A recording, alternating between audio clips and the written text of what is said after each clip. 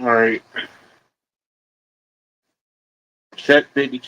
1, 2, 3, 4. Check, baby. 1, 2, 3. Check, baby. 1, 2. Hold up. Where's it at?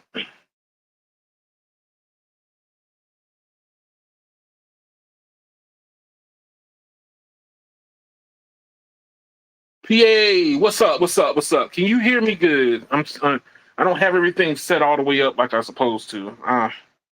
You take a week off and things go to dum dum.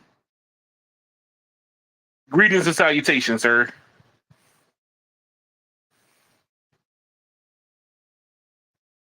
Hold on.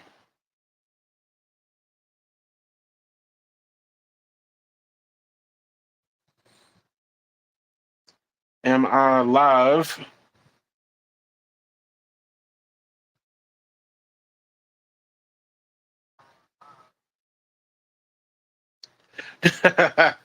Thank you, man.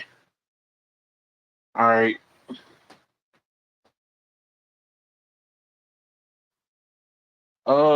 Give it a few more minutes to see if anybody else jumps in.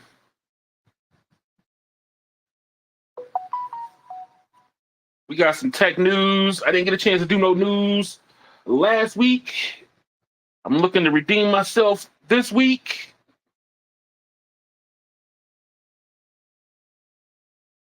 What's up, Mr. Sneed? Mobile Tech is in the house.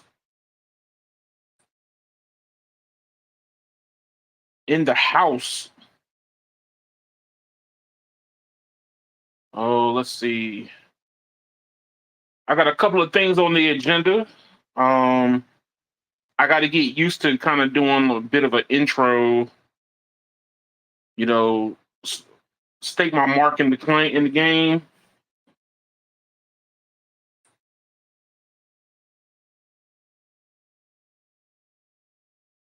Oh, where'd we go? There we go. Found it. Where'd we go? All right. I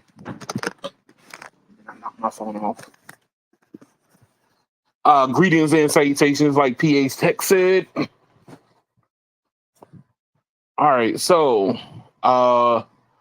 before I give you my tech news rundown, uh, we got to do the little bit of a housekeeping. I got to get my name out there more. I had a lot of views on my last podcast. I got to get professional. I got to get a little bit more professional. So,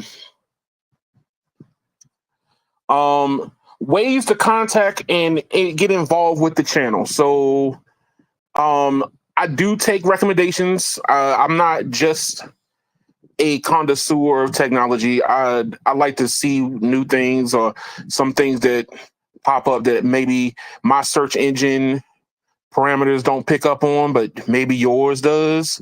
And you want to hear the panel or me talk about it, give our opinion on it. See if our ideas align or do they waver. So let's see. Oh, hey Sneed, I've been trying to learn how to take notes, man. I am not a good note taker. Plus, on the top of that, if you have a whole bunch of people, man, you know when you have a whole panel of people, man, how chaotic it ends up being. The only thing I do prep for is the technology news that I want to cover, and then I kind of just hold on to the ride from there. So I do need to start doing a little bit more note taking. You're absolutely right on that one. But ways to get involved. We're going to talk about the free way first. So the free 99 way of getting involved is I do have a Twitter/X account for both myself and my YouTube channel. So if you have, let's pull that up first. So if you have a technology idea something that's tech related, that you would like to hear discussed about, maybe if I have somebody on or by myself, talk on, you should be able to tweet it or send it to me via X. I hate saying it. I really hate saying X. I don't know why. Here we go. So I would say at the community tech channel handle, and then at me also at Keon81. That way I can see it pop up on my my page on my phone. I get hit twice on notifications instead of once. And I don't want to miss it, especially if this is something passionate to you, the consumer of technology. If you want to hear a certain particular story, I'll probably randomly pick stuff from there, depending on how many people are sending stuff to me. I'll add it to the list of everything that I'm planning on talking about. And then, what is it? The tech channel itself, I have, what is it called? I have memberships. So I have unlocked the memberships. Oh, there's a whole long lesson when it comes to Elon, and I'm not a big fan of the gentleman, and not because I'm not a fan of him as a technology enthusiast. I have to say it like that. I don't really pay attention. I try not to pay attention to politics when it comes to individual politics, but he's always rubbed me the wrong way when it comes to the tech side. It's like somebody who wants to take advantage of nerds. That's kind of how I look at him. I don't think that he's truly a nerd at heart, and I think that true nerds could see one. That's just me. Let's see. When it comes to the membership, so I do have memberships on my page, and that way you can become a member. Pull that up. You can become a member of the tech channel and have a little bit more sway when it comes to the technology news. Get a chance to kind of move the channel in the direction that some people like or may not like. It's a little risque, but I believe in a more community focused idea. Like, being able to talk to people is lost on a lot of people. So for me personally, to be able to have more ideas on said subjects is always a good thing. Everything doesn't have to necessarily be one person focused. So you could become a member, and there's different tiers to my membership. The highest tier is the most expensive tier. I'm not going to say what the price is, because then some people might go, how dare you?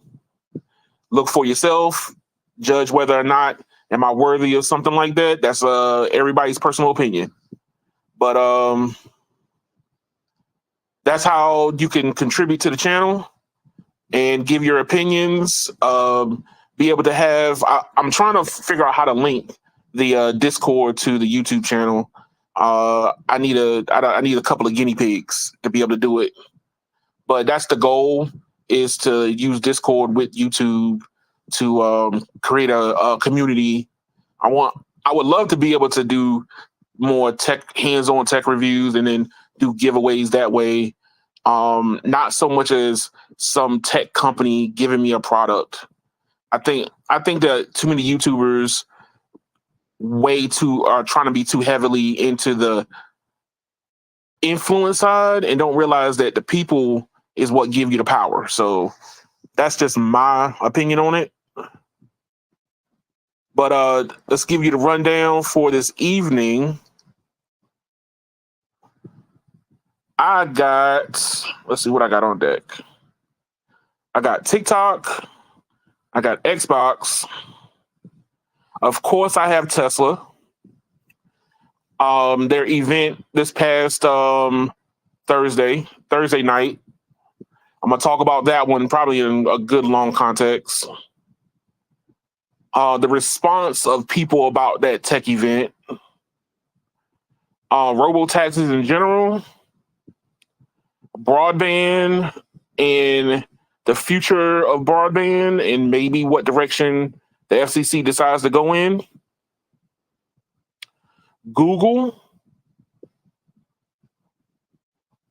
T-Mobile, US Cellular because of T-Mobile, and Apple.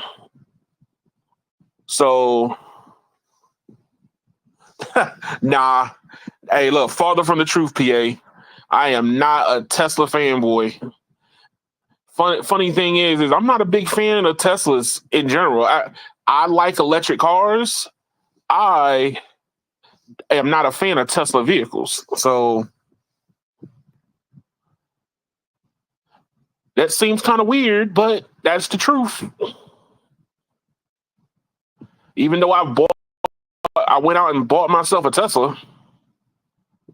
But let's go with the first tech story of the evening. TikTok. So, as a person, I don't have any kids yet.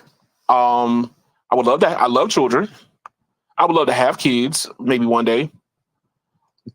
But currently, right now, I don't have any, and I can't really truly say definitively how it is to raise a child, especially in today's age with so many options when it comes to their, children's attention, right?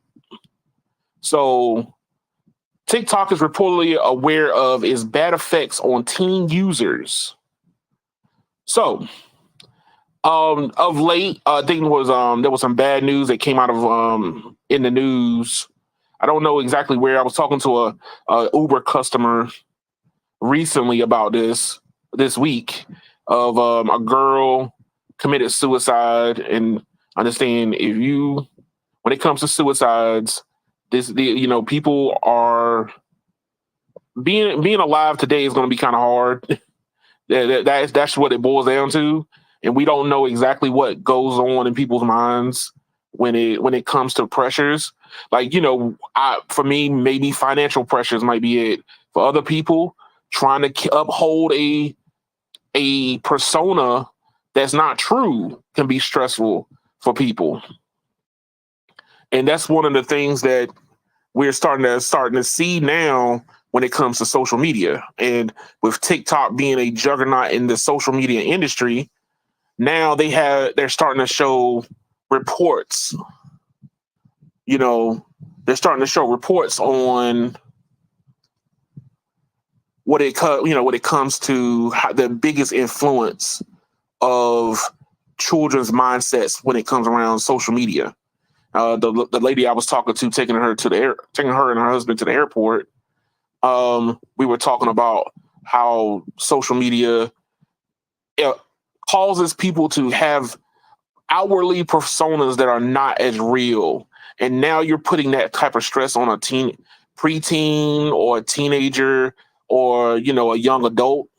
And with technology today, it's kind of like, how do you adapt to this? One of the things I could say is, as being a millennial, I'm an early age millennial. So I feel like I had the opportunity to kind of see the technology come along and adapt to it a lot better because I didn't have a whole bunch of screens. I was forced to go outside as a kid. Yeah, I had video games, but I still played outside with friends, and I had a balance. I would say I'm more balanced when it comes to social media. I turn notifications off on mine because I don't need to be bothered. If I'm ready to be entertained, that's kind of how I look at it. I turn the notifications off on Facebook, on YouTube. Basically, anything that can wake me up, I turn it off. But some people, and these reports have shown that those notifications are it messes with the reward center of the human brain. So at a young age, your reward center is being plucked at repeatedly, and you're pressed to constantly update and constantly share and constantly do this and constantly do that. And you're constantly feeding this beast. Of course, TikTok wants you to engage with their platform a lot more. But for a younger mind that doesn't know how to turn off stuff yet, that's going to be kind of a very large ask. And a couple of different states are suing TikTok for the fact that their younger teens are being overly influenced. So that's one of the reasons why, like, talking about technology in general and the effect on people.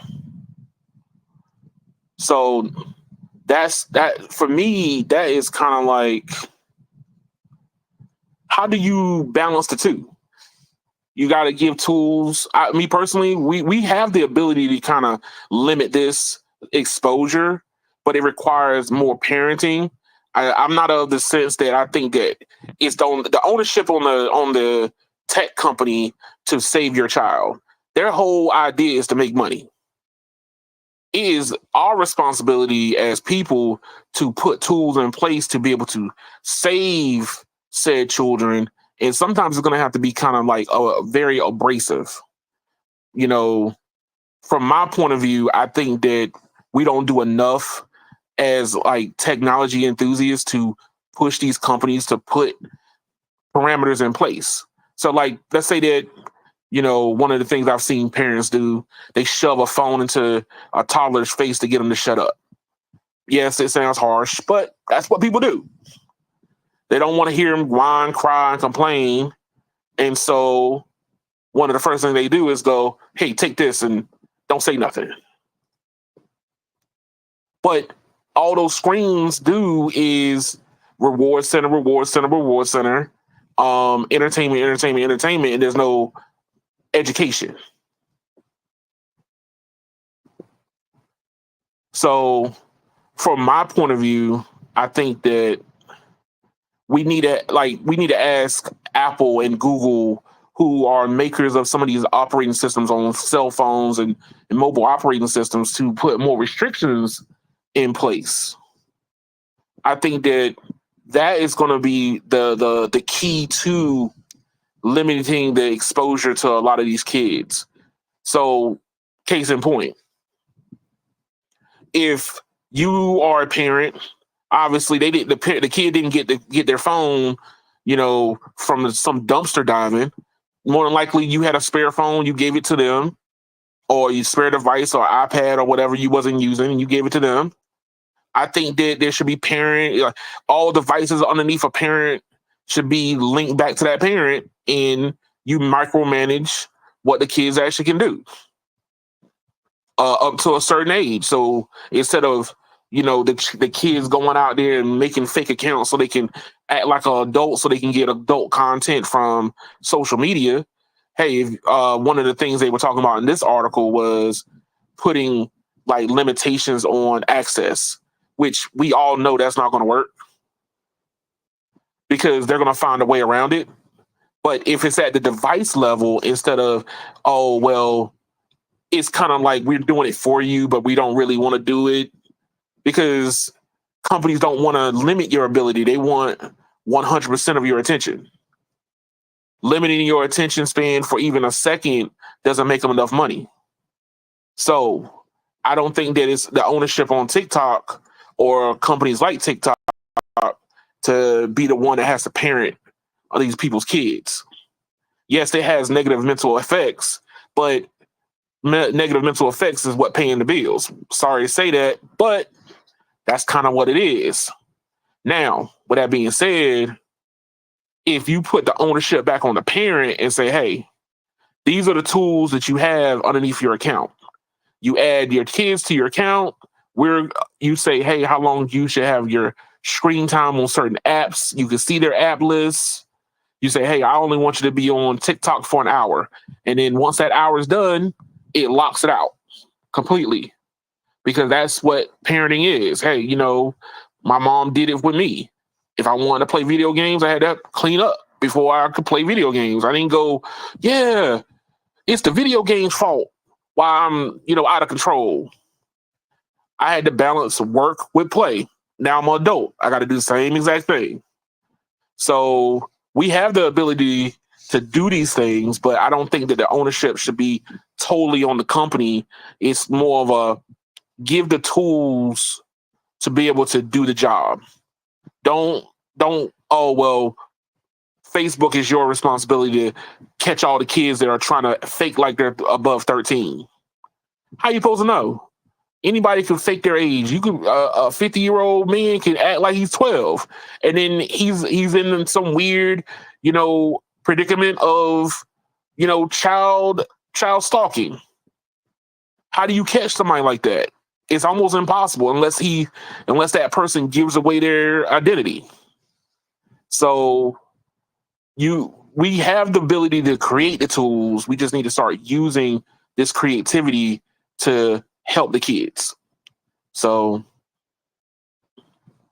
that is my 2 cents on this one. So when it comes to TikTok, I do think that teens right now, especially this generation, is having the hardest time because they've had screens in front of their faces for years.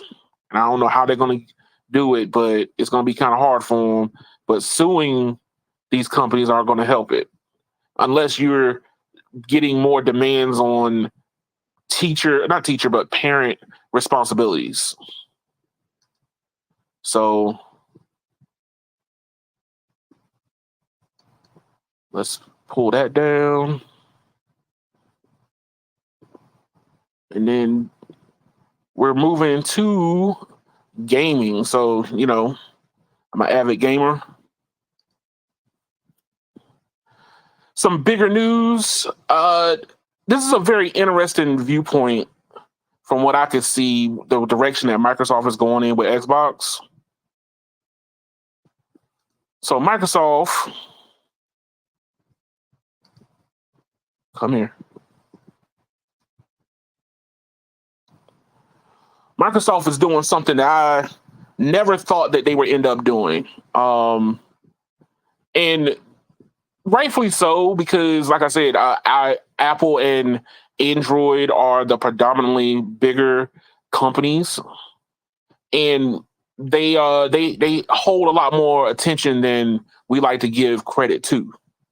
But right now, like this ruling just passed, where Google is going to have to open up the Android App Store, and now Xbox games will soon be able to be paid for through the Xbox Android app. Now, for those who don't really quite understand what's going on, this has been a very big point of controversy. Epic Games sued Apple and Google for access to be able to provide you Fortnite without having to go through their respective store parameters. It always comes back around to the what? To the money. So, with that being said, Epic sued them. I don't know what the ruling is for Apple, but for Google, it's come down. I know in the EU there's a separate app store for Apple because of Epic Games. But thank you, PA. Appreciate it. I appreciate that, man. So with that being said, having access to the game store and people's phones gives you more eyeballs that you can get in front of. Okay. So I'm a gamer. The ability to, how can I say it? The ability to be able to get access to more eyeballs as a game developer is always key. But there's different ways you can end up doing it. You can go through a different publisher. You can talk directly with Apple directly. Of course, everybody's going to want their cut. But you can't give a cut of your product to everybody. You want you want to be able to get access to more people, not necessarily give access to more people of your money. So now these rulings are starting to come down, showing that hey, you have a monopoly. You know, Android is less than 50% of the market right now. iPhones are make up over 50%. And these markets are now being challenged by game developers and different stores. So, with that being said, where do we go at from here? I'm a gamer. I feel like this is a good step in the right direction for the gaming industry. Sony dragging its feet in the background. I don't know what they're going to end up doing, but I know for the most part, Microsoft's plays look like it seems to be a long term play, kind of getting away from consoles. Their console sales haven't been very, very good of late. Everybody keeps buying Xbox. Everybody keeps buying PlayStations. But from my point of view, I think that this is a good step forward. Could it be game changing? Being able to play AAA games on your phone, and more than likely, they're talking about streaming AAA games on your phone. So, what direction are we going to end up going in? All says like the access. Not many consoles are being sold.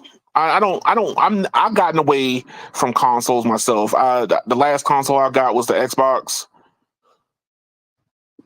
The last console I got was the Xbox. Was it Series S? It's the one without the disc.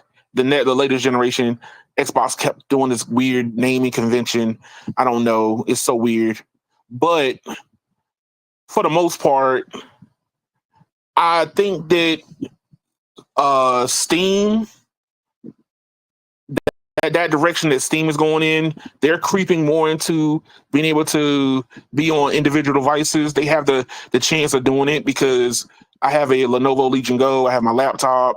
I could play the same exact game on different devices without any problems, which for me, that's very good. But what about the everyday consumer? More than likely, people are not going to invest in buying the latest and greatest laptop or the latest and greatest, handheld device. But people do have, and they do spend a lot of money on their phones. So why not give them access to these games through the device they already carry with them everywhere? And with Xbox finally coming to the Android App Store, it should be coming to iOS soon. It depends on the ruling. I haven't heard anything late, but I think it's coming. I think that this is anything but not positive information. We're talking about being able to play your games anywhere and everywhere you want to go. And I think that, the Candy Crushes have taught in these game industries anything. The more casual you make the game, the more it's easy to pick up, but people still want depth to games too. So I think that you have to balance casual with depth also. So that's from my point of view when it comes to this ruling this past week. So like I said, Epic Games has basically sued all of them. They just went on a suing spree. And right now the ruling is 4-year antitrust battle with Google. Google is having a lot of more issues. I'm about to get to that in just a moment. But the gaming side, I think this is going to open up a lot more newer gamers into the industry, which is always, I see it being a good thing, me personally. And that one was from Engadget.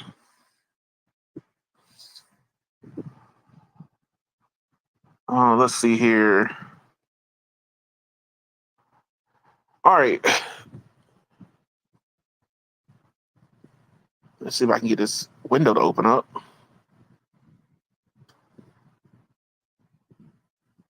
No, I don't want a 3-year trial. All right, so one of the bigger tech stories of the week dropped down, and that was Tesla. Yes, PA Tech, I'm getting ready to talk about it, sir. Let's blow the doors off of it. Let's go.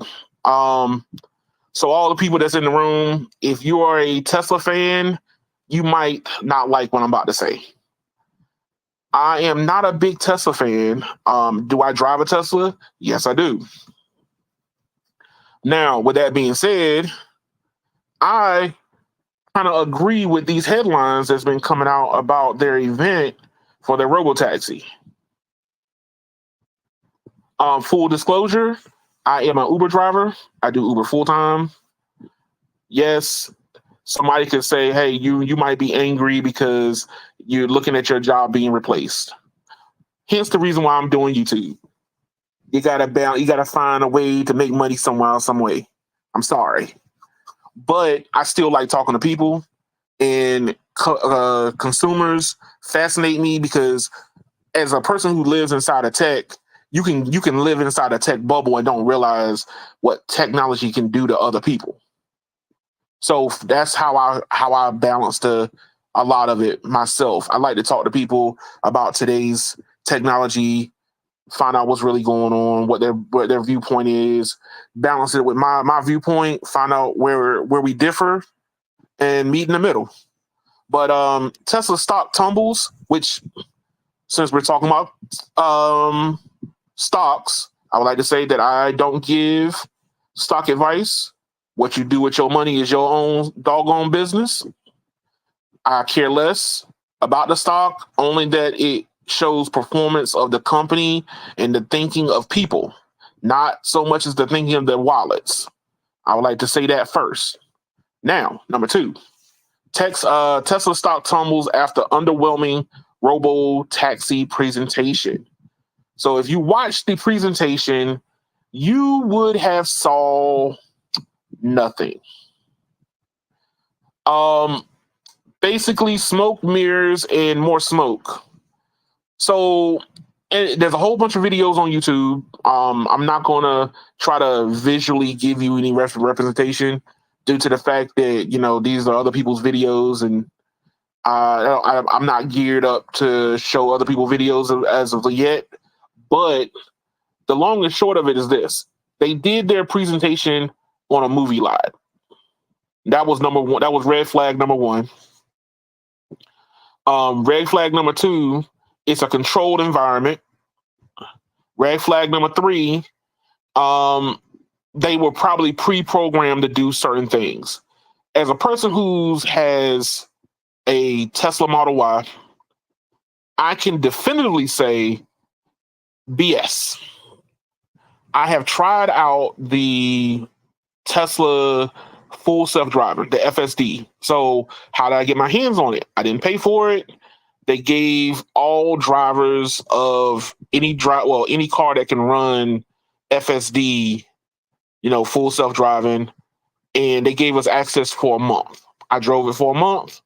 As a person who, drives, people around, I had it running with people in the car. I wanted to see if anybody could notice a difference in performance. Not many people could notice difference because I would take over a lot. So they call those engagements.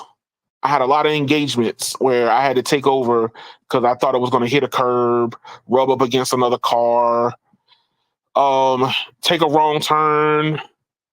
At full self-driving does not like roundabouts.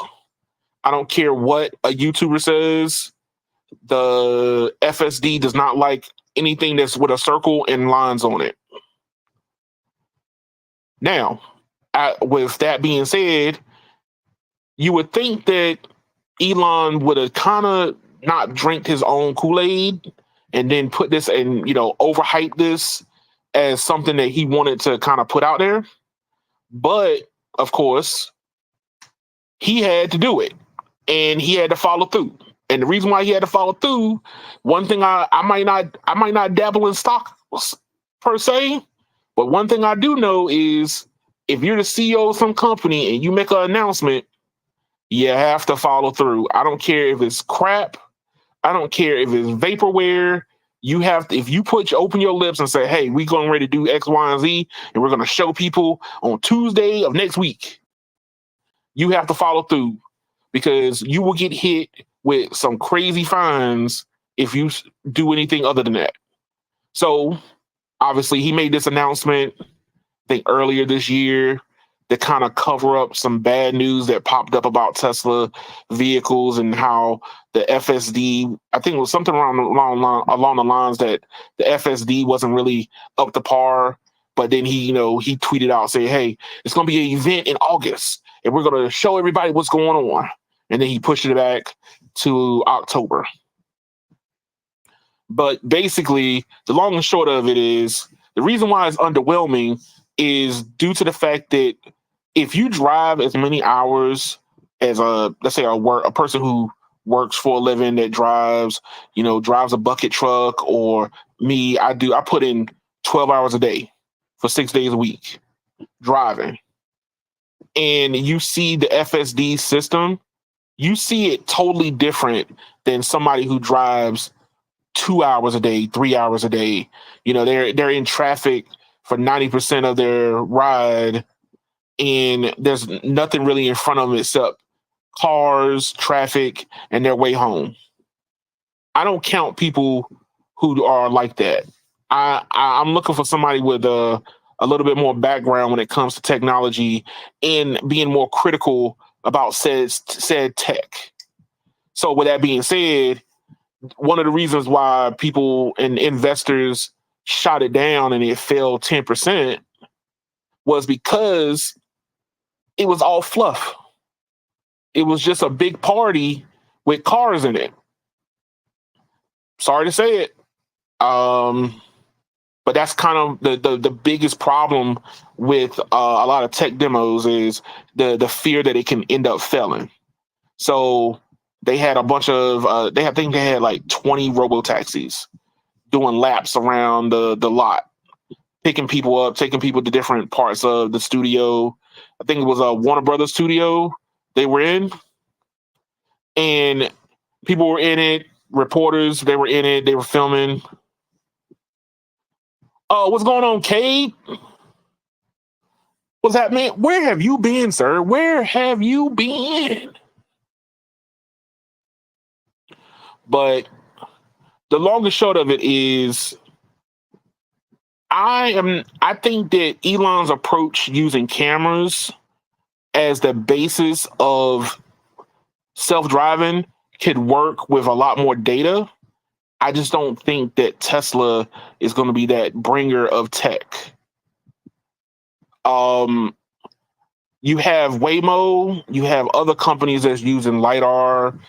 And if you listen to good old Elon, anybody who uses LiDAR is doomed to fail, which is kind of hard to listen to somebody who did a tech demo in the safest manner possible. So that's one of my pet peeves. I got my hands on FSD in April. And in April, it was as buggy as all outdoors. I don't see why people thought this was the hype. And my take on technology is whatever you're doing that's better filters down to all the rest of your products.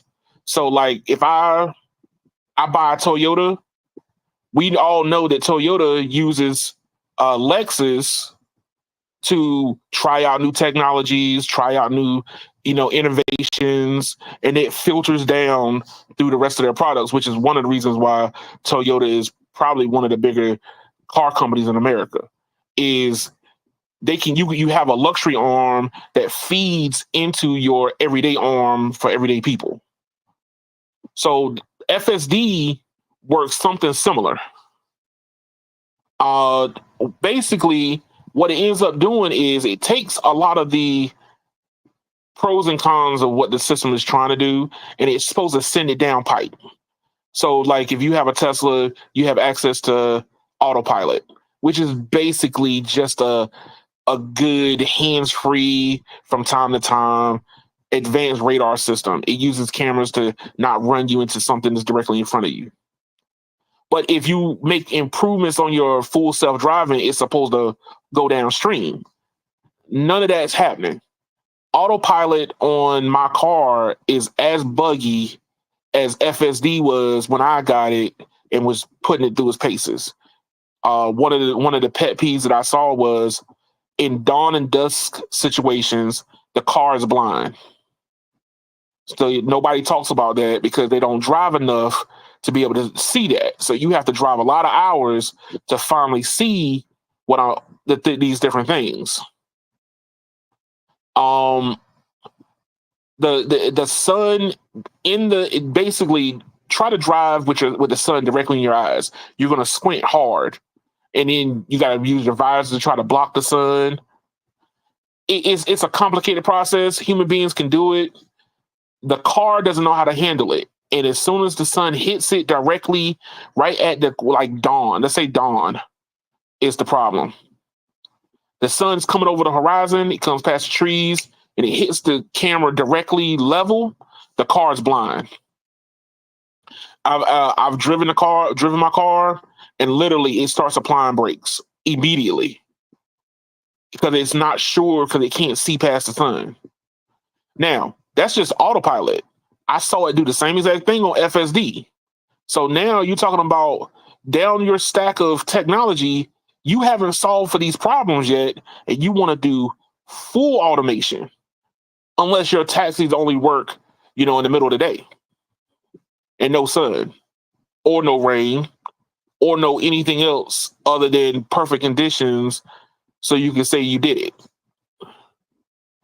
So from my point of view, you have a technology that's being floated in Elon's Robo taxis as what I say is vaporware. The system can't see. A lot of people there's a bunch of YouTubers that have posted videos where it does terrible obstacle avoidance. That means that we're talking about debris on the ground, it can't see it. So your robo taxis have to be cleaned up before it can run on the street. And if it hits something on the road, a manhole cover is not in place. Somebody threw a trash can in the middle of the road. If your car hits it and injures the people inside the car, whose fault is it? You're driving them around. You're supposed to see the trash can. You're supposed to see the manhole. The car. That's what a human being would do. I drive around the manhole and don't hit it. I'm going to do things that not going to hit stuff. But the FSD is not going to. It's going to run it over. I've seen people run over tires that shred from Mack trucks. Because why? The car didn't see it. So I think this is one of those reasons why everybody says that they felt underwhelmed with their tech demo. And here's another one. So ex-Waymo CEO end up talking about this also. I already had it pulled up. Ooh. So they're throwing shade at each other now.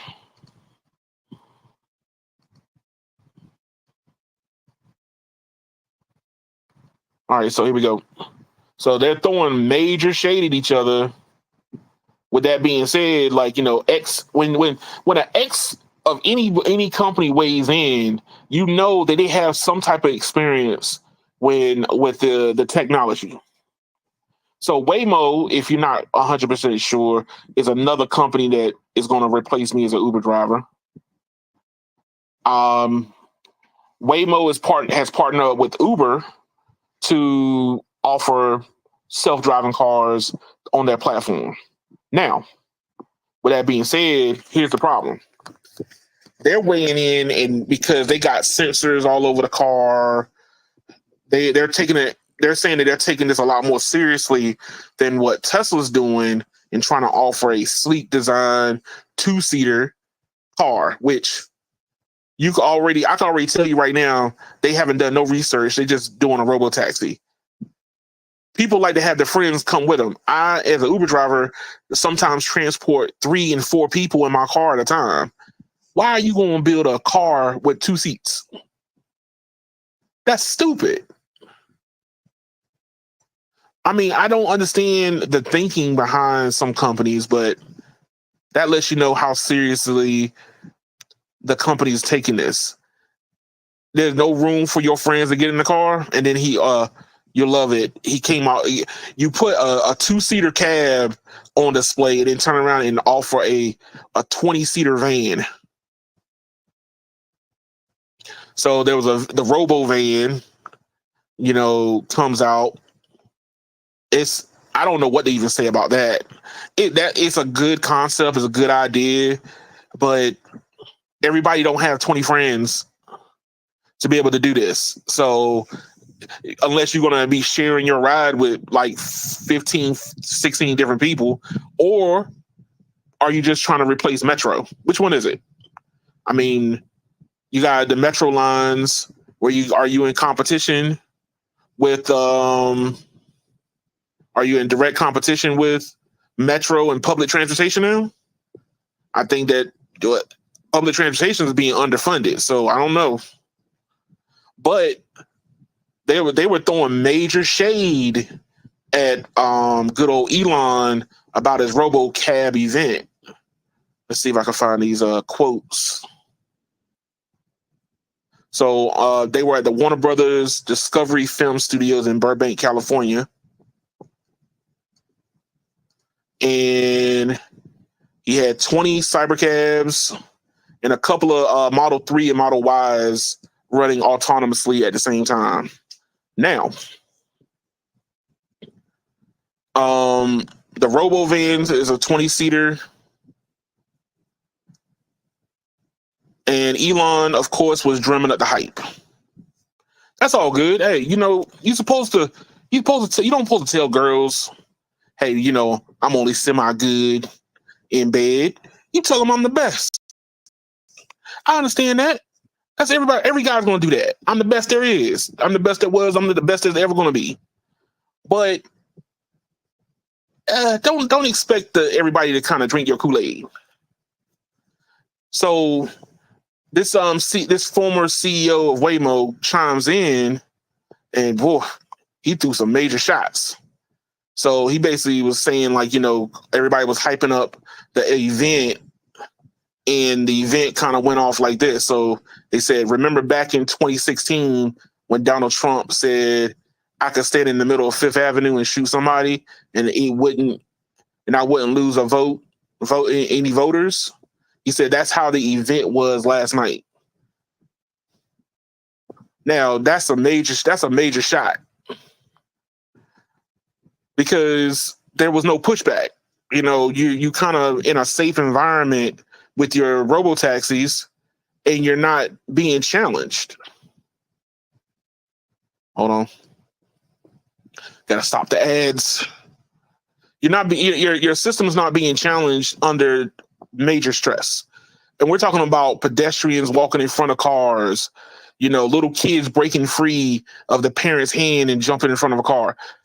As an Uber driver, that happens more than you think.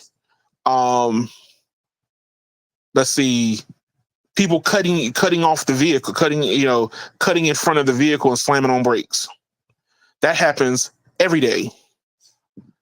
Don't let it be raining. It's even worse. So underneath just everyday traffic conditions, this vehicle has not proven itself. Waymo has at least proven itself, and it's shown that it's been prone to problems, aka sticking a cone on top of the hood, and the car gets confused.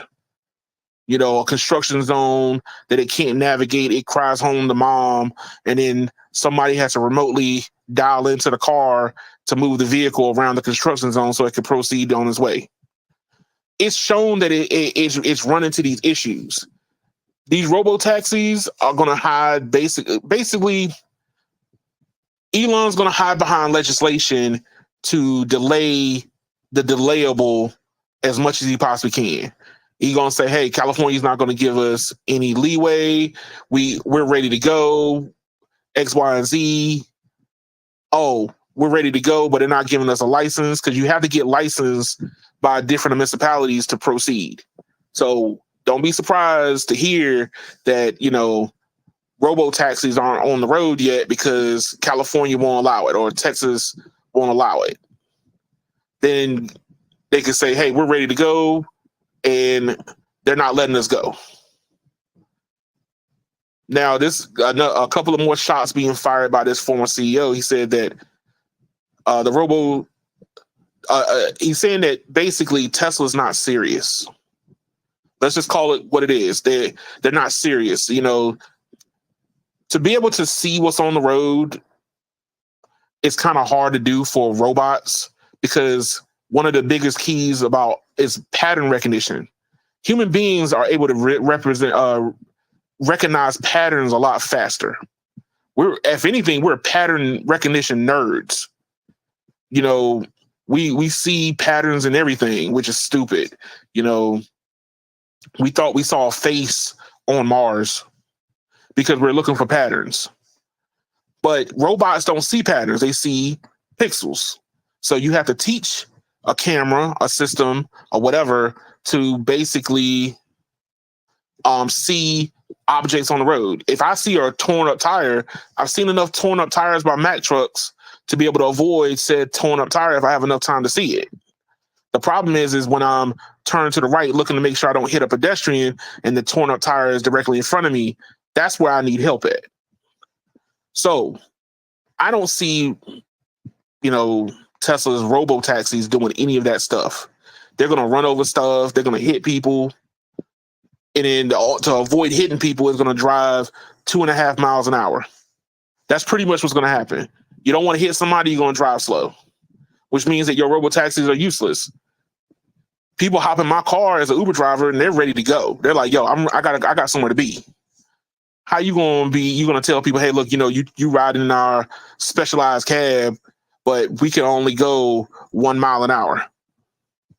I could have walked unless somebody said they get feet hurt. At that point, you're just an expensive conveyor belt. But, they say that the company's not taking this seriously because like Waymo, they use taller vehicle forms with high-mounted sensors to improve visibility. So that's another shot fired. Basically, what they're saying is Elon and Tesla are going with it look pretty. We don't want our stuff not looking pretty. Waymo's vehicles are ugly, but I would feel safer in a Waymo than I would a robotaxi. If you had to put me in one and I had to ride in one, I'm gonna ride in Waymo. They got all the sensors at the top of the car. They got sensors on the side. They got everything spinning and rotating, and I would feel more comfortable with that than I would trying to make the car look pretty. So, some major shots fired by CEOs talking about this subject. So, if you are a Tesla stock owner, you might want to start selling, maybe. But that's just my opinion, of course.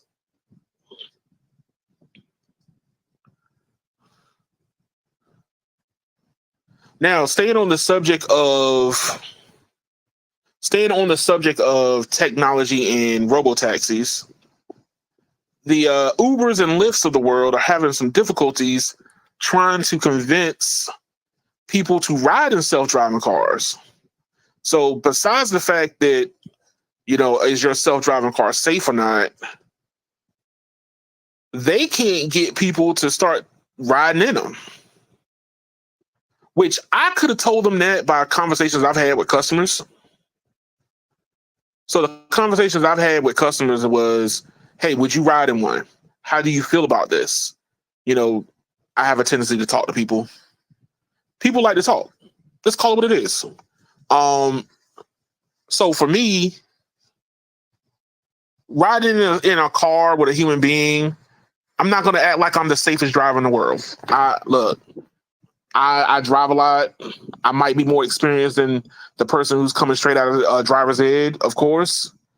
But I have distractible moments too. I got phones in front of me. Somebody's calling me.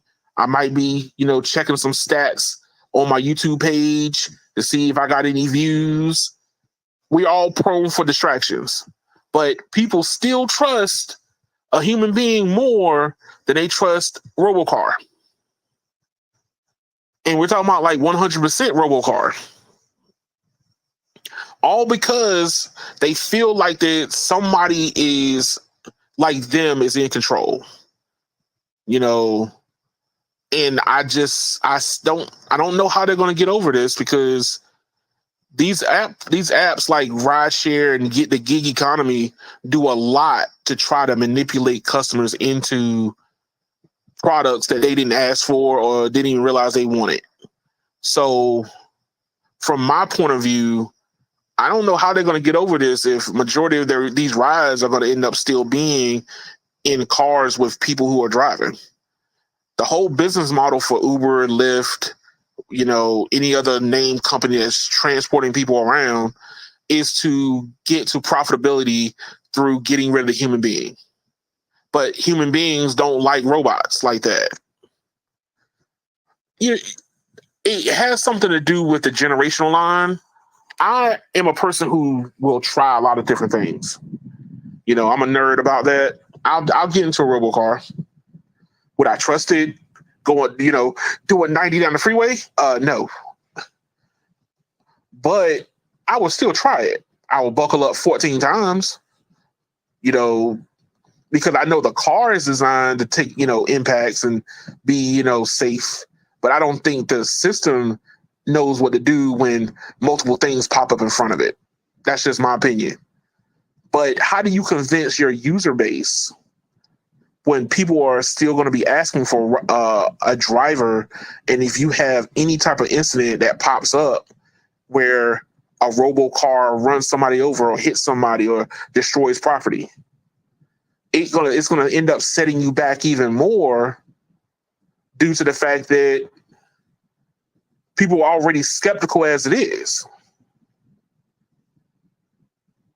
So, I had one lady, she was hell bent saying that she would never ride in it. She said she would rather walk. Now, of course, she's an older lady. I think, she was older than me. So there is a generational divide. I asked a college student, and they said, yeah, it's interesting. They would try it. But I think that at the end of the day, people still like people. I know that technology coming out doesn't really convey that and doesn't really give that sentiments. But genuinely, I think that people like to converse with somebody that's in the car. I offer in my vehicle, one of the things I offer in my car, I don't offer bottles of water. Understand that's not a renewable resource. I'm not going to go buy water for somebody to leave the bottle behind in my car. That's just not going to happen. But I do offer in my vehicle the ability for people to play music. You could pick your channel, you could pick your genre. I've had people play rock and roll, helter skelter, all the way from that to R&B and hip hop. But the thing is people like to share. We are sharing creatures. People want me to sing along with them. I'm driving them down the road. They want me to, hey, Mr. Driver, sing along with us. And I think that it's going to be kind of hard for companies to get rid of the human being factor when people inherently want to be around other human beings. Nobody really asked for robo taxis. There wasn't somebody sitting around going, man, wouldn't it be nice for me to, ride by myself completely? And, you're going to have some people who are introverts, of course. But at the end of the day, I think that people in general do still want to be around each other. That's just me. Hold on, Cave. So Cave just said robotaxis are good, in my opinion, but certain scenarios, not the total driving. Well, see, that's where it comes back around to what they call driver assisted Like you have airbags, it keeps you alive. Um, you have cruise control, and cruise control got upgraded to adaptive cruise control because they end up putting radars in front of the car to be able to adapt your speed to whatever's in front. If you drove a lot, you would want an open highway because then you could set your cruise control and don't have to worry about nothing. As soon as you got into traffic, all of a sudden now you got to go stop and go and whatever. Let the machine do it. Let the machine do the stop and go. I can steer, and now in certain cases, the vehicle will steer itself. So take the pressure off the driver until it's ready, until the driver is ready to take the pressure back again. But inherently, people don't mind driving. They just it's the traffic. Traffic has always been that problem. If you didn't have traffic, we wouldn't even be talking about robo taxis right now. That's just 100% true. You would have to find a hard case against this with the ability to want to put a computer behind the wheel. I feel like that's just the truest thing ever wrote. People inherently don't mind driving. They want to go places faster. They don't want to wait for the bus. They want to get to where they're going quickly. But if you live in a city, guess what? City driving is hard. Parking your vehicle is a chance. I know people who got thousands of dollars in tickets just by parking in wrong spots. And they don't even come back into the city because they're afraid that they're going to get booted. So that's one of the reasons why these robo taxis are being thought of, because it's just people don't want to own a vehicle. And it's a way for automotive companies to kind of bridge the gap into public transportation now. People are not buying as many cars. We need a new use case for vehicles. If there was more parking and I didn't get, a ticket every single time I wanted to go into a Wawa, I would buy another car. But now if I live in the city and just for me to go get some, diapers, and here's a meter maid standing over my car going, oops, sorry, too late, you got to pay this ticket. Now you don't have to worry about the car. The car drives away and it's gone and it's not your problem no more. Sounds good until you get into a car that stinks. Nobody's there to clean up, after somebody else. The car, comes, it's just not as appealing, it's dirty. That's the benefit of having a human being. A human being can get out, take care of the problem, and get back in the car and keep driving. The whole robo taxi has to go back to a base. They don't have all this stuff figured out. Does your car just keep moving? This is another thing. This is another challenge. Do your car go back to a point of like some hub, or does it park on the side of the road and they get special permission to be able to park on the side of the road without getting ticketed? Of course, that's probably going to end up happening because it's unheard of for some vehicle to keep moving. Basically, local municipalities are going to have to work with, these robo taxi companies, and they're going to say, hey, look, you know what? Don't ticket our vehicles, because that's what they do. Hey, look, this vehicle should not operate with ticketing. And they pay these different municipalities a lot of money not to ticket their vehicles. But the whole robo taxi and people using them is about to change drastically. But let's see. Kay, I'm not going to answer that question, sir. I'm not going to ask that question. I don't do a lot of politics on my channel. You know that. I'll talk to you privately about that. Let's put it like that.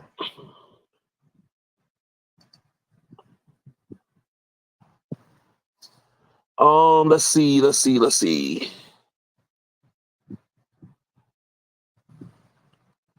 I got 2 more stories. Well, 3 actually, but it depends on the flow. Going back to Google. So the Googler got in trouble.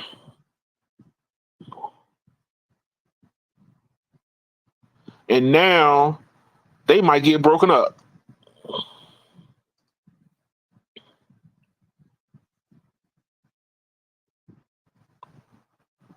So the Googler got in trouble. This is from Reuters. Oh, come on. Don't be like that. Pause you. U.S. considers breaking up of Google in landmark search case. No.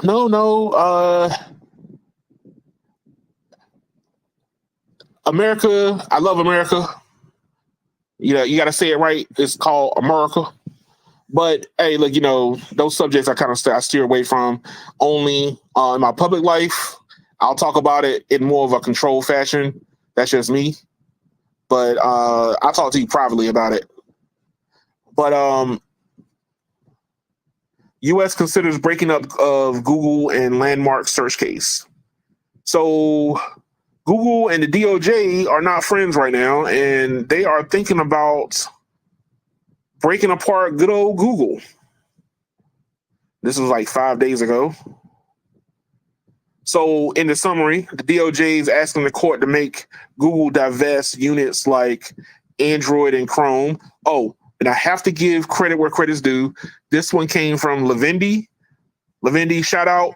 Thank you for posting this. I said I was going to use it. This didn't even show up on my timeline, which I'm surprised. Lavendi, you're out there somewhere. But they're looking to divest Google of Chrome and the Android operating system because they're saying that it's too much of a monopoly. Now, as a person who uses Chrome and I use the Android operating system, I'm not seeing too much of a problem with it. But if you're a person who likes to use DuckDuckGo or Bing, you might not like Chrome. You might not like the idea that Chrome dominates the way it does. Now, I'm not a CEO of a company, but I would say, from a Google's, standpoint, step your game up and people will use you. But that's not how our society works. As soon as you cross a certain threshold, now you got to play whack-a-mole and knock said company back down. But do I think Chrome and the Chromium project is too powerful? I don't think so. I think that a lot of things that Google has put out there have helped a lot more than it hindered. The problem is other companies want a bigger piece of the pie, and it's hard to convince people without a solid foundation that, hey, what I want to end up having you used is very reliable. So a lot of people use Google search. Let's not kid ourselves. A lot of people use Google search. Why? Because when I search for something, I pretty much almost get what I'm looking for. That's how you gain, customers. That's how you gain new users. Give the people what they're looking for. Don't guesstimate. Don't try to figure out a way to get it done, but not really get it done. It's one of those things where if you don't have enough data sets, you can't improve. The reason why you don't see a lot of people using Bing and DuckDuckGo is probably because when you ask them a question, you're not getting the answers you're looking for. It don't have to be a perfect answer. You just give me a list of potential answers. I mean, that's kind of what Google does. It's not going to be a 100% perfect use. It's going to pull answers from everywhere. It's pulling, like if I ask something technical, it's probably going to pull it from Reddit and then from XDA developers or somewhere else that I have a tendency to gravitate towards. These things is what ends up happening. But if DuckDuckGo goes, well, we don't have access to those things, so we haven't generate those. We haven't formulate those relationships yet. Is that Google's fault why they don't perform the way they do? Or is it that company's fault for not going out and doing the things to make them better? Now, you can make a use case for, like, let's say Google paying to be the exclusive person or exclusive company on Apple. That's where you can have some pushback. I think that Microsoft got their hands, nicked in the cookie jar for playing around like that, and then Google is being seen to doing the same thing. Fair game. If a person want to use Google, let them download the Chrome app. If the person want to use Bing, let them download the Bing app, but don't automatically choose for them. People are going to go where they want to go. If they want to test out stuff, let them test it out. But when you start making the decision for them, that's where you run into a problem. So Google has kind of put themselves into a legal monopoly standpoint of their own fruition. So now they're looking to kind of break them apart because they feel like they're too big. Like, case in point here. So I just talked about it. Google has made annual payments, yearly payments to Apple for 26. I would say this is probably over. This is over time. No, this is 1 year. $26.3 billion to company Apple to ensure that the manufacturer keeps the search engine as a default on the smartphones and browsers. Now, do you think that maybe Microsoft with Bing could jump up high, but do you see a DuckDuckGo with $26.3 billion? No. Now they don't have enough search traffic to be able to get a couple billion. And you're talking about taking some of your revenue and say, hey, Apple, we want to be on your phones. How much is it gonna be? Well, beat 26. I got 5 on it. That's what DuckDuckGo gonna say. I got 5 on it. But Google's not making a good case for itself. And I mean, I don't know how much divesting they're going to end up doing. If these are the only two that they're going after, I mean, they could really go after Google and Alphabet if they really wanted to. They have a lot of little things. I mean, YouTube in general is becoming the de facto, video housing mantra for everything. So I'm surprised they haven't decided looked in that direction.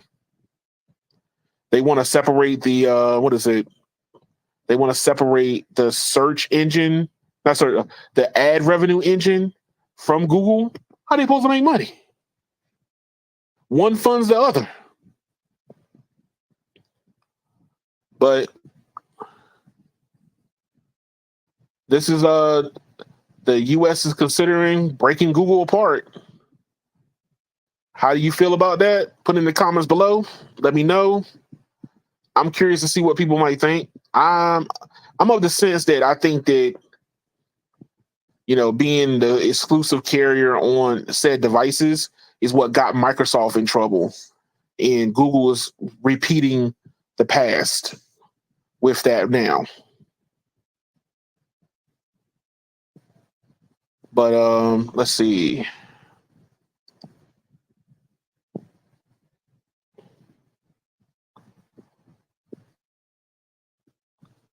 Where is the story?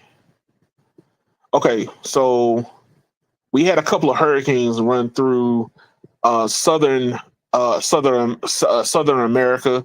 The South has been traumatized a little bit. Florida, my great state of North Carolina, the western part, took some beatings in the mountain regions. So the U.S. government has decided that they're going to unleash the technology of all technologies upon us. Here we go.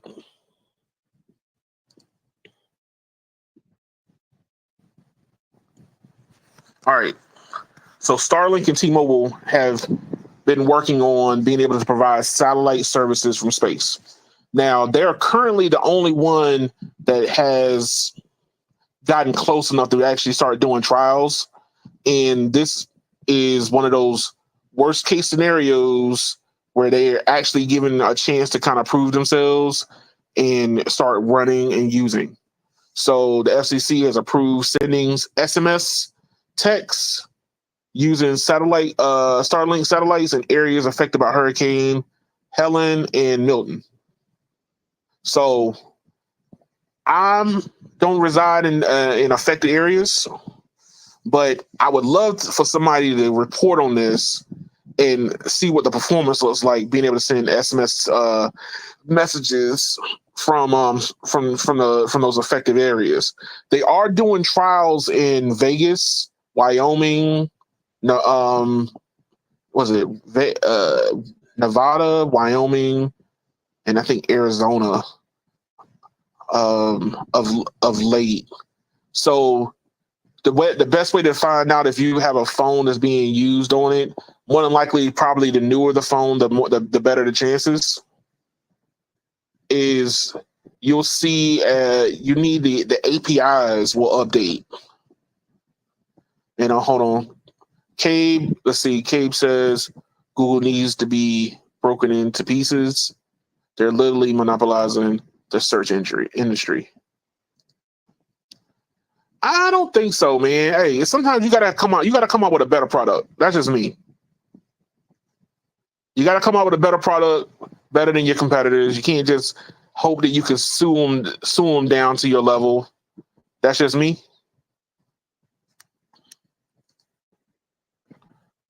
But if you're in one of these affected areas, you'll notice that if you're connected to the Starlink satellite, more than likely you'll probably end up being connected if you're in an affected area because there's no power. And I don't care what anybody says, backup generators only work for so long. So a lot of these places have been out without power for days, if not weeks yet. I know the mountainside, they've been out without power for weeks. The last hurricane that shot across Florida, some people are still without power now. So backup generators don't have enough gasoline or diesel or whatever in it to keep it up indefinitely, unless somebody's going back to putting fuel back in it. But that's here and there. But if you're in one of these affected areas, you can get the information from Starlink satellites.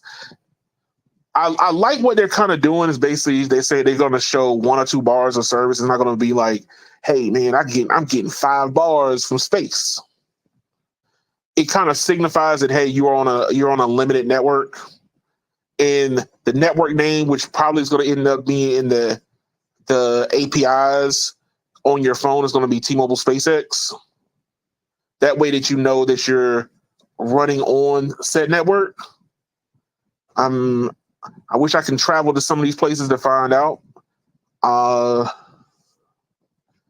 Of course, it's best to use outdoors. The satellites are not going to work indoors. I know somebody would be sitting on the couch going, but it's not working. You're not outside. Maybe even occasionally works near a window. But it's good to see that the FCC is being a lot more flexible.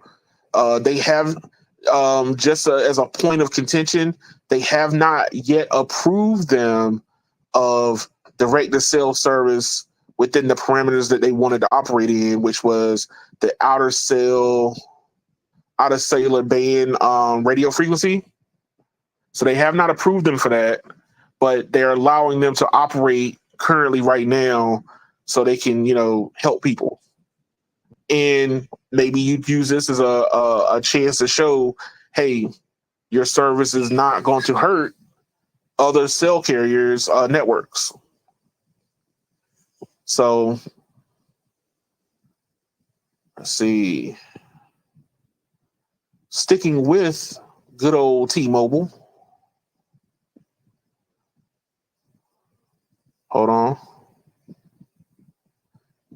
I just found out that Washington D.C., the D.C. area is now running on voice over NR. My phone is running NR voice over NR now. The performance seems about the same. Phone calls seem about the same. There was some hiccups, like some dodgy service, but as of late, it's actually gotten way better. So normally, what I end up doing is I'll service mode it, and I'll drive around and see what the service will end up doing, and drive around and look and see what type of hiccups I run across. That's the tech nerd of me. I do cellular network testing on my channel. So let's see. Dan 5G Tech. Let's see. Have you had an iPhone 15 to pick up Vonar? I would say that it's probably working, because it's working way better than I expected to on my Android phones. I have an iPhone 14. I don't have a 15, but it's kind of hard to really find out. I know that in certain places they did open up the voice over NR services in different states. I'm just surprised that it's finally happening in DC. I did see an article where they did talk about it on that New York was starting to get network slicing. So they moved it over to the Eastern Seaboard, and New York and DC are not that far away. So it was just very interesting.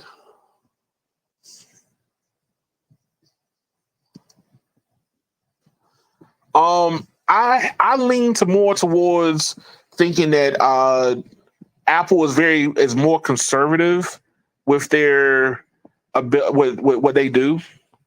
Android is a little bit more flexible, which is why I use my Android phones to do my network testing.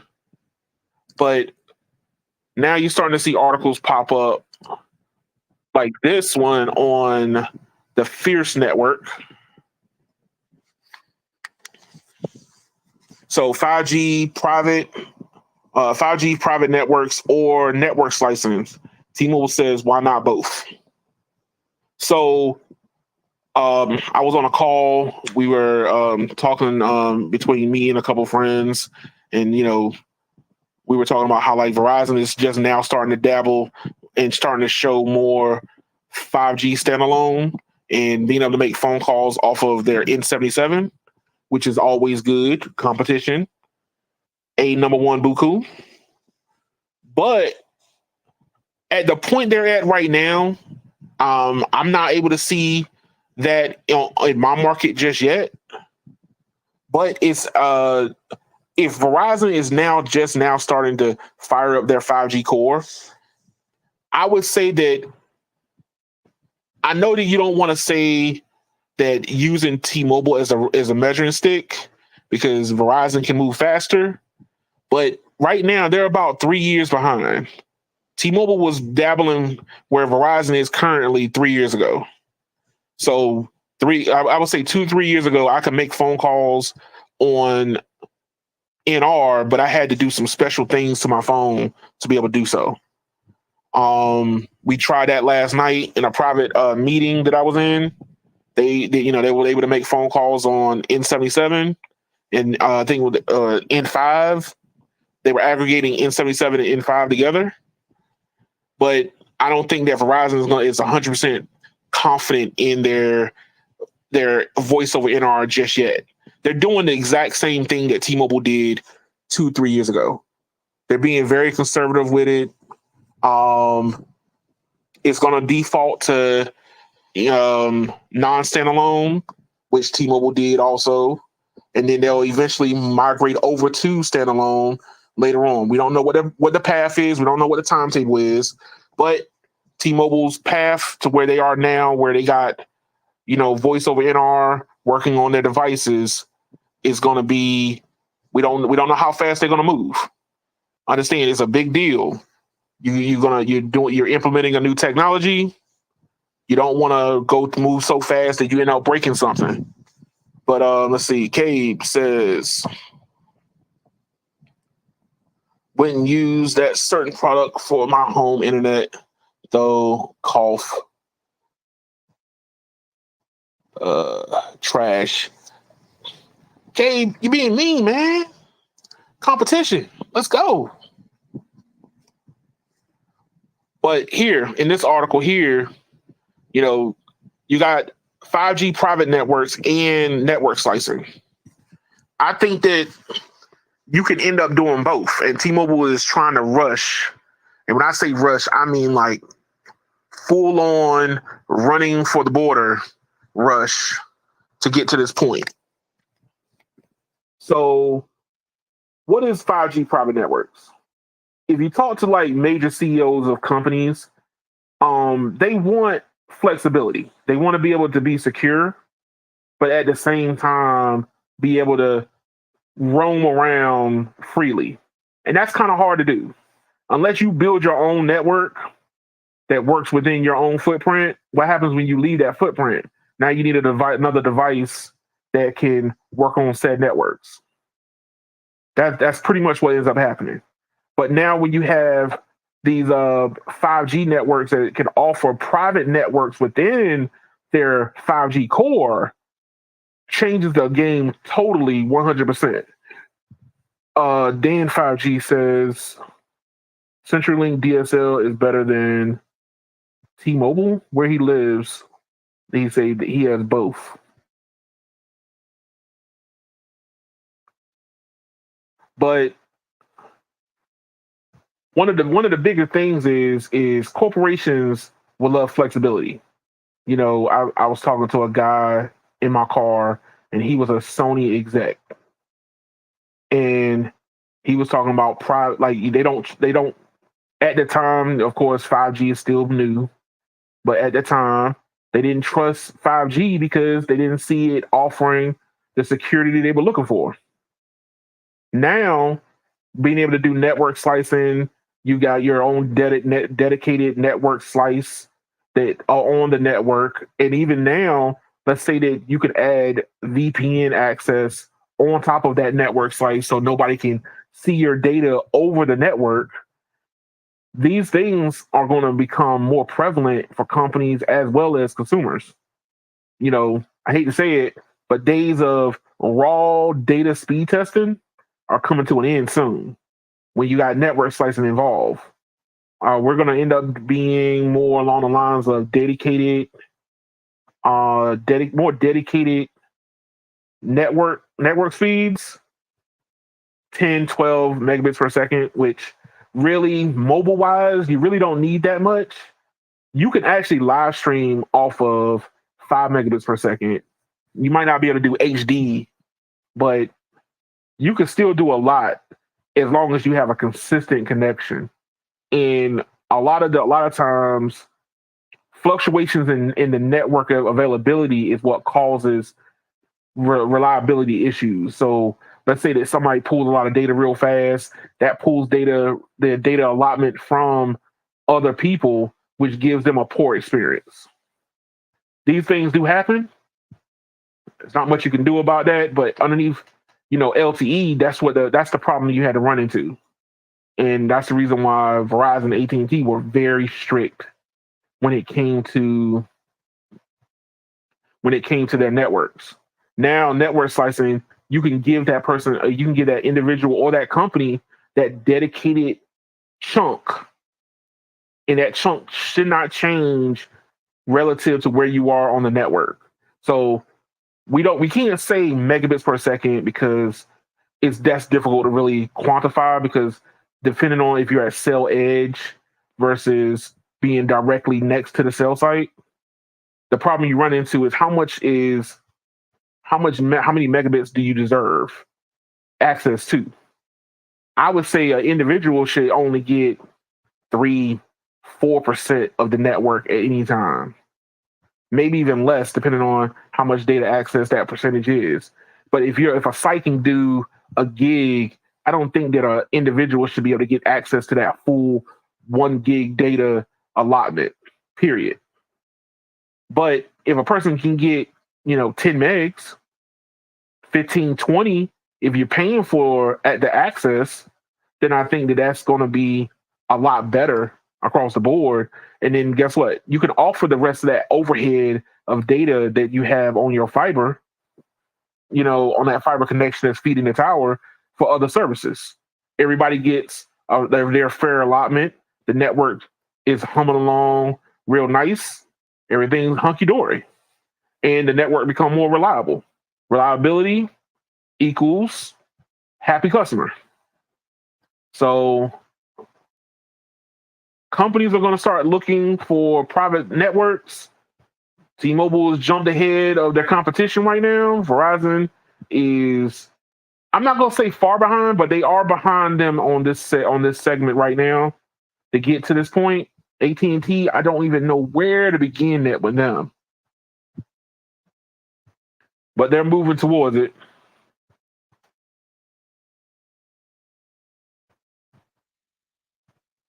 And a little bit of a nostalgia last story. So this is for the 80s and 90s babies.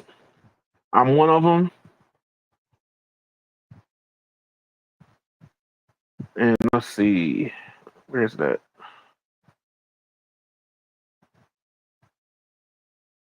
Black. So does anybody remember what happened to Duracell's Power Check? So one of the things that happened during the late 90s was people had batteries, and batteries were kind of expensive. And you end up pulling the batteries out of a remote, put them inside of another remote control car. You have dead batteries somewhere mixed in with some good batteries inside of the battery drawer. Everybody knows about the battery drawer. But with the battery drawer, how do you know what battery is good unless you had a multimeter to test said battery? Well, Duracell did something very, very sneaky. They put a battery check on the battery itself. Very ingenious, very good idea for a time where lithium ion was not as prevalent. If lithium batteries were out there, they cost a hell of a lot.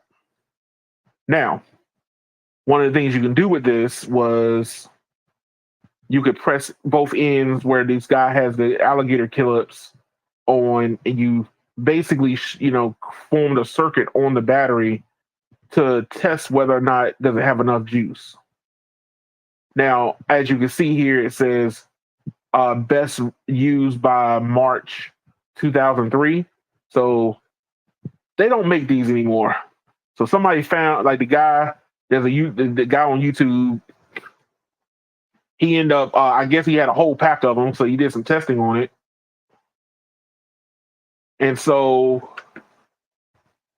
he ended up showing, basically goes through in the video, you pull up this article from, let's see, what's it called? Hackaday. And there's a video tied to it. So somebody on YouTube broke down how it works, which is a very interesting video to watch. I recommend. How this worked.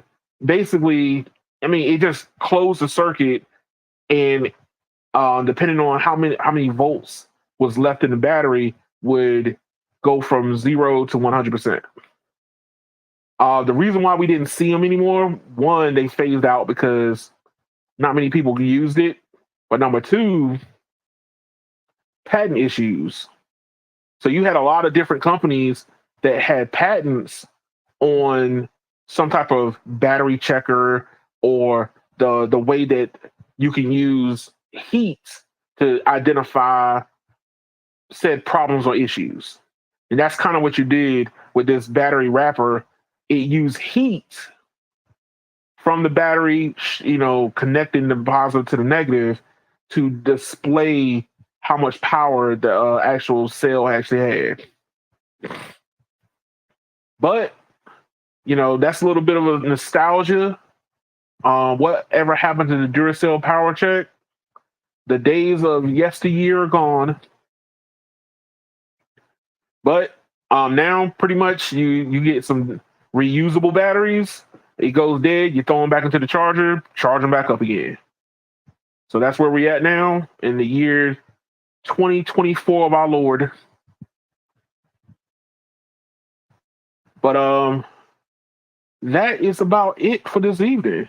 I want to say thank y'all for watching. Like, share, and subscribe to the channel. If before you exit, can you hit the like button before you vacate the premises? I would greatly appreciate it. Remember, if you want to do or contribute to the channel, you have two different ways.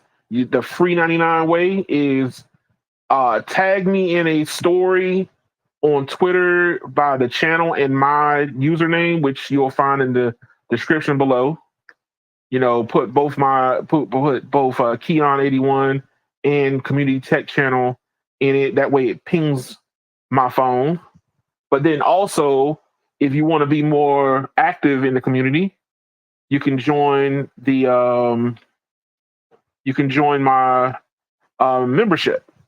And then that way we can discuss some of these stories before I go live, give your opinion,